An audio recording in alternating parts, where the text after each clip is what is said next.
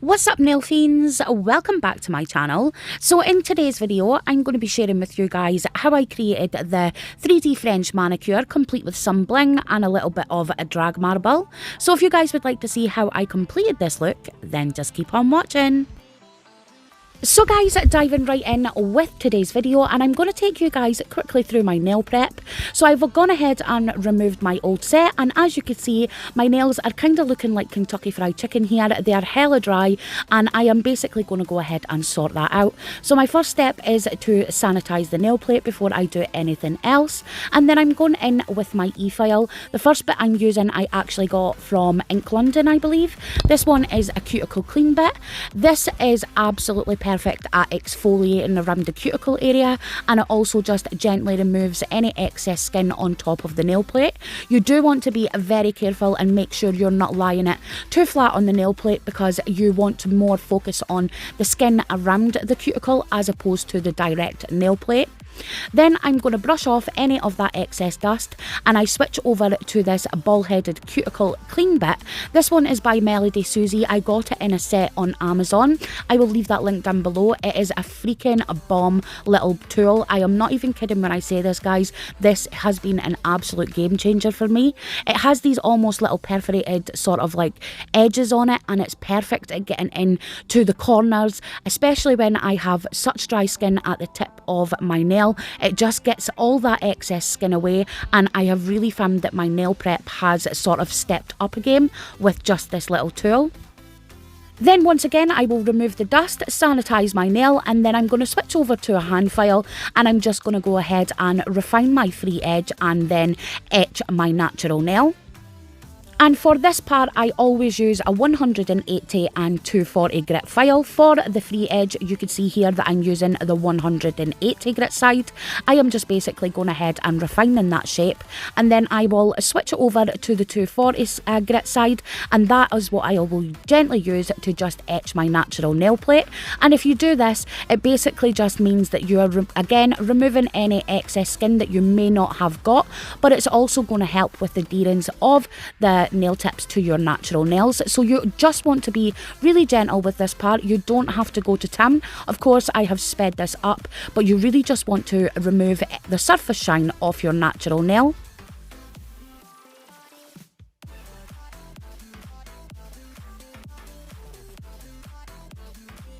So guys, now that I have completed the natural nail prep, it's time to move on to the tips. I'm actually using the new Glitter Planet Easy tips today. These are also stiletto shaped, but they are a lot different than the stiletto ones that they offer on their site originally. They're a lot longer, so if you're looking for a long stiletto nail, these are perfect. But they're also a lot thinner at the contact area, and they haven't got such a strong C-curve, so they're perfect for all kinds of nail shapes. So if you struggle with Glitter Planet UK's other stiletto tips, I would definitely say give these a try, because if you've got wider nail beds or flatter nail beds, these are absolutely perfect for you. And as you can see, guys, these were super easy to apply. All I did was apply a little bit of CJP's gripper glue. I firmly attached them to my nail and then held down the little wings. And I did go ahead and use my hand file just to refine the sidewalls, because the tip was a little bit big for my nail, but the size up was too small. So you always want to make sure you're going with a tip that fits from sidewall to sidewall, and then just fix it as you go along, as opposed to going with one that is too short. And then I'm just going to go ahead and gently basically just bring that nail tip in line with my natural nail, and then trim off some of that size, because for this set I didn't want such a long nail. Then my next steps is to go in with a dehydrator. I'm using the one by Glitterbels. I'm going to go ahead and apply this to the natural nail and then allow that to air dry. And then I'm going to follow up with their acid-free primer, and again allow that to air dry also. Then I'm going to go ahead and apply a thin layer of Glitterbels glass slippers to this whole nail. I don't want a thick bulky nail, I basically just want a thin platform for me to do my design on. So again, as you can see, I'm keeping the beads really small and really thin, making sure I'm avoiding the skin but still have a full cover on that nail.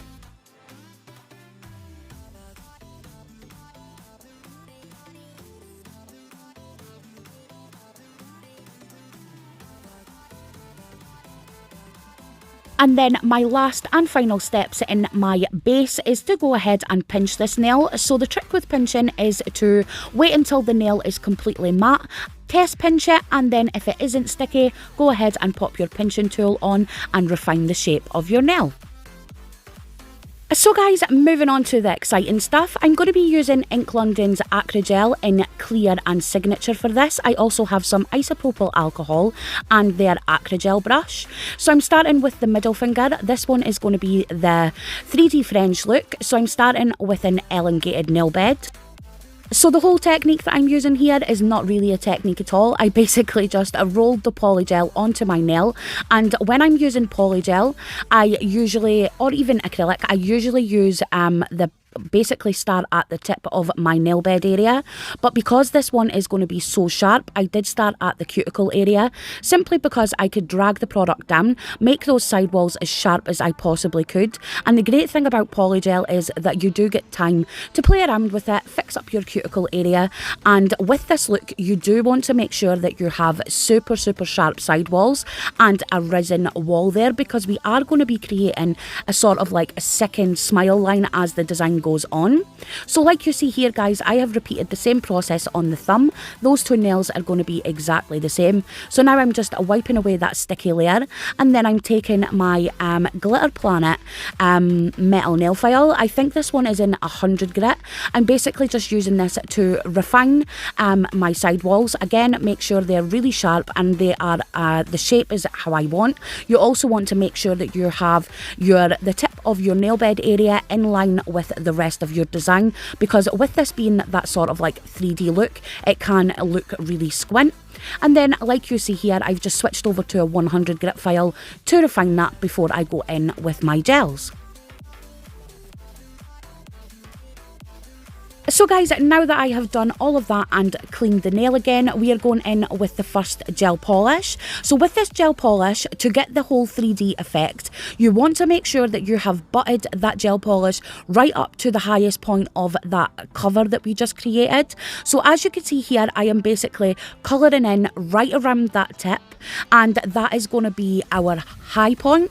And then we're going to drag the gel polish slightly down, creating another smile line. That is the low point. So when you're going in with the polygel, it's giving you that sort of like shadow effect. So again, you want to make sure that the bulk of your gel polish is right up and button against that smile line. Then you're going to fully cure that layer, and then we're going to go in with the polygel. With the polygel, I basically just go ahead, and it does take a while because you want to make sure you've got all of the bubbles and things like that out, but you're just going ahead and creating a second smile line. So you're following the shape that you basically created with the gel polish, again making sure the bulk of your polygel is at the top of that smile line, and then it comes down.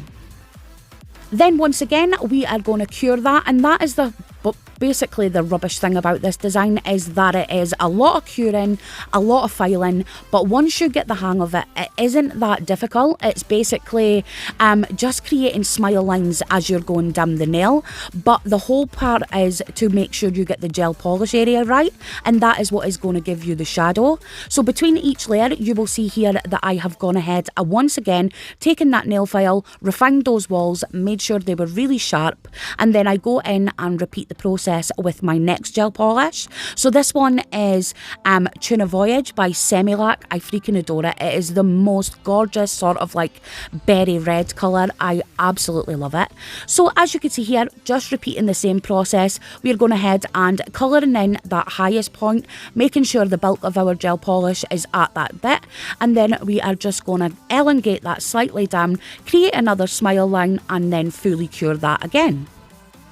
And as you can see guys, I am also going ahead and just tidying up that smile line as I'm going along, and that is the great thing with this look, that you've always got room to make sure you've got everything in the shape that you want, that everything is flowing nicely before you pop that into your light and cure it.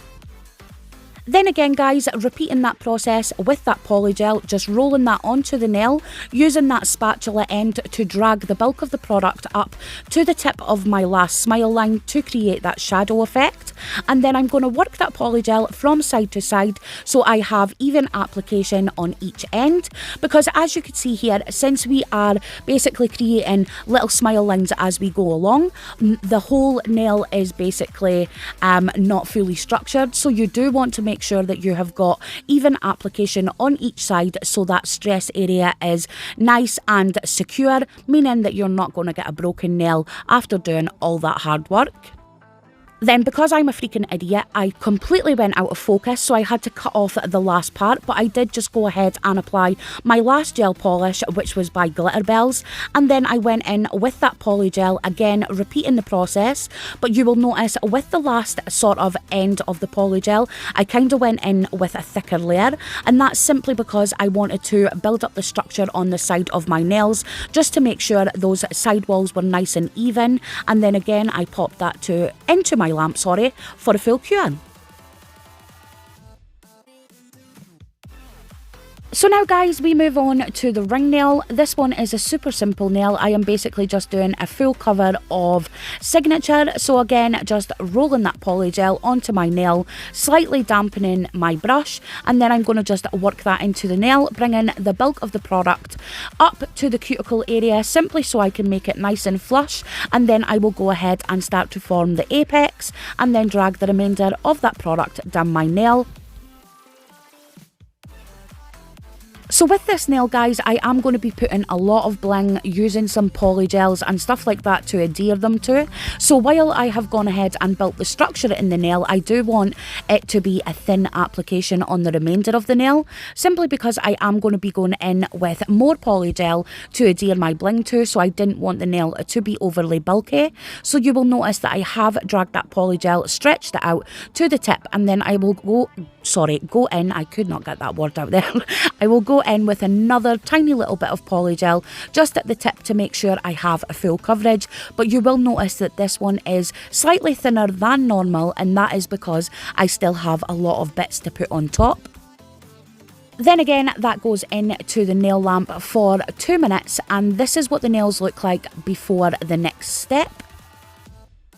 So now guys, we move on to the pointer and the pinky nail. These two are going to be exactly the same as well. So I'm doing a little bit of a drag marble here, starting with a clear layer of Premier Gel's Builder Gel in a bottle. And this just makes the gel a little bit easier to sort of like marble and float around the nail. So before I cure that, I'm then going in first in the middle with Glitterbels Diamond Amethyst, and then to the side I'm going in with Semilac's Tuna Voyage and Baby Girl, and then I am using a fine detail brush. You will notice here that I first go around that cuticle area to make sure everything is nice and even, and then I will go ahead and start dragging those colours from side to side. But once again, I got freaking out of focus because I'm an idiot. So guys, if you have been following me on social media such as Facebook and things like that, you will know that this video was going to be a little bit of a hodgepodge. I wasn't sure I wanted to actually upload this one simply because I missed out huge parts of it. That's because I currently have a sore shoulder and neck, and I couldn't sit at my nail table for long periods of time. So I did this over the course of about a week, and that is why throughout this video my jumpers have probably changed around 5 times. I'm not even kidding when I say this, guys. Honestly, this was a nightmare to complete.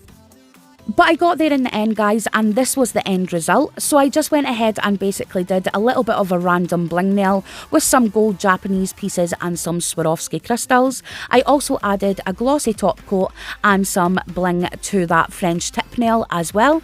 And I must admit, I absolutely adore how this set turned out. While it was a freaking struggle to complete, I really hope you guys enjoyed the end results and you picked up some tips and tricks on how to achieve the absolutely gorgeous 3D French look. And finally, guys, to finish off today's video, my thoughts on the really beautiful 3D French look is that you should definitely give it a try. While it is an absolute pain in the tush to complete, the end results are absolutely gorgeous and you could do so many different looks with it, and I could definitely see people creating different shapes and all of that stuff with the technique. It is freaking bomb, and I really hope you guys enjoyed my take on these nails. And as always, if you did, please give me a thumbs up. I would totally appreciate it. And if you're new to my channel and you haven't already, don't forget to click that subscribe button, hit that notifications bell to be updated anytime I upload a new video. And if you don't mind, give this video a little like and a share. It helps me greatly with my channel, and you guys know the drill. I appreciate your support and your kindness always. And finally, to my returning subscribers, you guys know the drill. I love you so much. Thank you for joining me today, and I will see you in the next one. Bye.